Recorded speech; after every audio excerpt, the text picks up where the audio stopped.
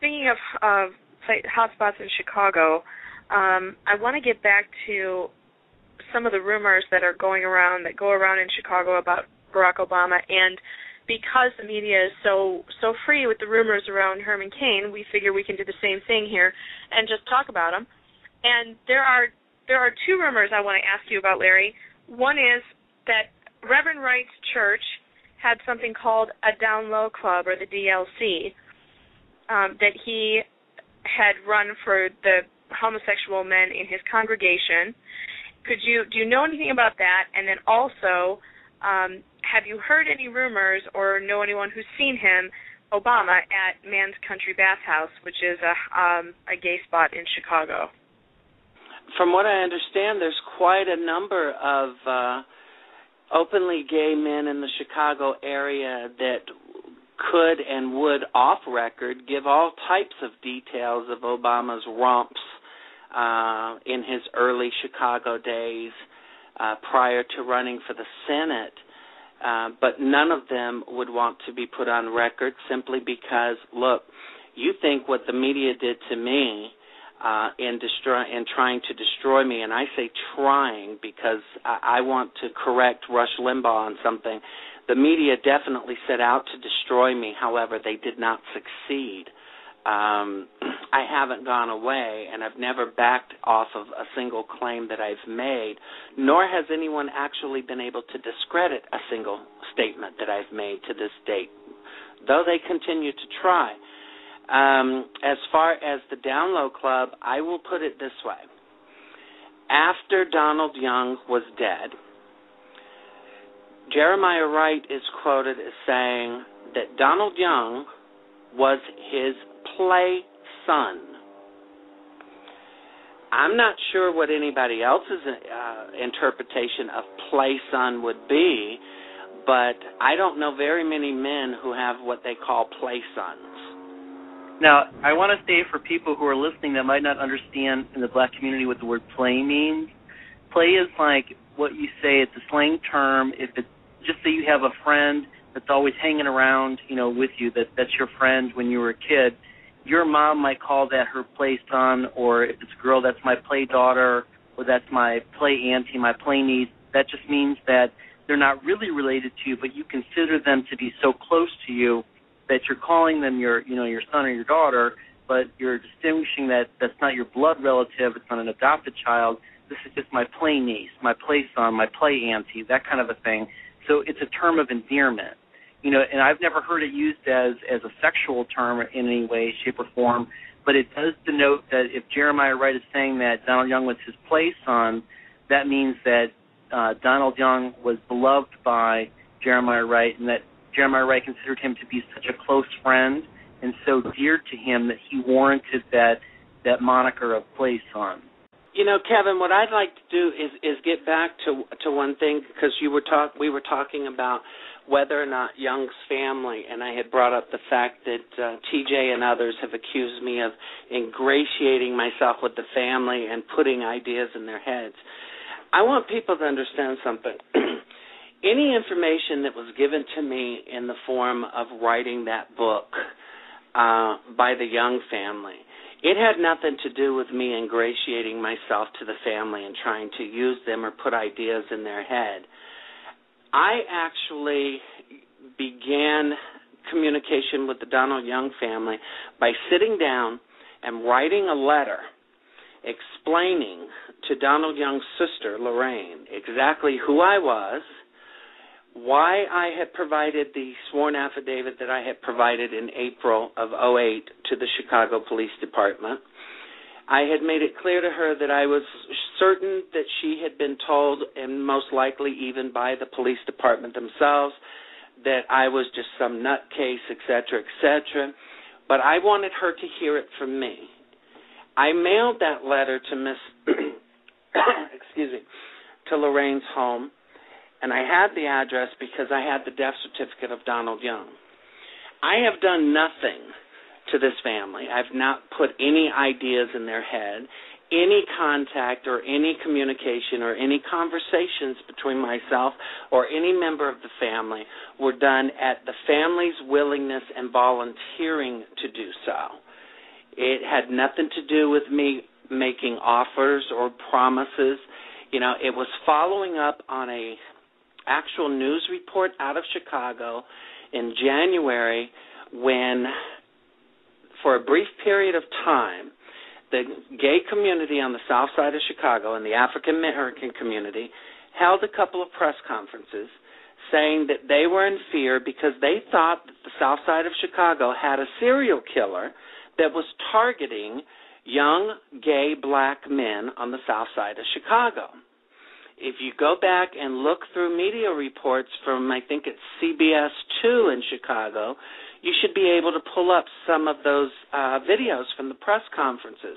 And they were convinced of that.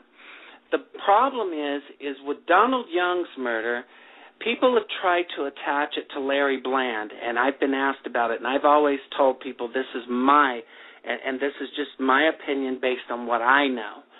Larry Bland indeed was shot. He was killed with multiple gunshots. However, his home was broken into. It was ransacked. He was robbed. Donald Young's murder, I believe, in fact, was intentional. I do believe that it was done to keep Barack Obama from being exposed. I'm not saying that Barack Obama himself did it. I've never, ever said that. But I have said that the Chicago police needs to question both Barack and Michelle Obama in regards to anything that they might know about Donald Young's murder. Larry, do you think that Donald Young was killed in a way that the person doing the murdering made it seem like this was that serial killer at work? That he just took the same kind of setup and scenario and tried to make it look like Donald Young was just another victim of the serial killer, but he really wasn't. He was killed by someone who wanted to make sure Donald Young could not talk about the Down Low Club, could not talk about anything related to Obama that would hurt Obama's chance at the presidency. That's exactly where I was going with this, because, look, people immediately tried to say, oh, well, he was the target of the same killer as Larry Bland. There are some similarities. One, it was done inside his home. Two, it was multiple gunshot wounds, okay? However, the differences are those things that actually scream out at you. Larry Bland's house was ransacked, robbed, and the door was left open. Donald Young's apartment was not ransacked. The only thing that was reported missing from his apartment were small personal items of jewelry, things that were gifts that could easily be traced back to who had given them to him. Okay? Donald Young's door to his apartment was closed, was not locked, but was closed. There was no forced entry into Donald Young's apartment at all. See, these are the distinguishing things about Donald Young's murder. Not only that, if you go back to, look, Chicago PD would be able to do ballistics quite quickly and very easily as far as the bullets found in Donald Young's murder and compared to those of Larry Bland's murder. There's no way that the Chicago PD would have turned around and allowed a serial killer on the loose without publicly agreeing with them and saying, yes, you're right. Ballistics could have matched up those bullets. From the information I have, I'm being told that ballistics did not match between Larry Bland's murder and Donald Young's. Now, true, you could have the same killer using two different weapons, but I just don't see it, and the timing. But what people don't understand is what was written in Chicago almost immediately after people found out that Donald was killed. Black Entertainment TV, BET, has a message board that's quite popular in the Chicago area. On December 27th, not even 4 days after Donald was murdered, there's a post on a BET message board that is stating that they hope that because of Barack's relationship with Donald Young, he is not tied to his murder. When we come back, we will talk to you about the media and their way that they've treated you, and also what your life is like now after coming forward with this story. On HillBuzz, and this is Fox. We'll be right back.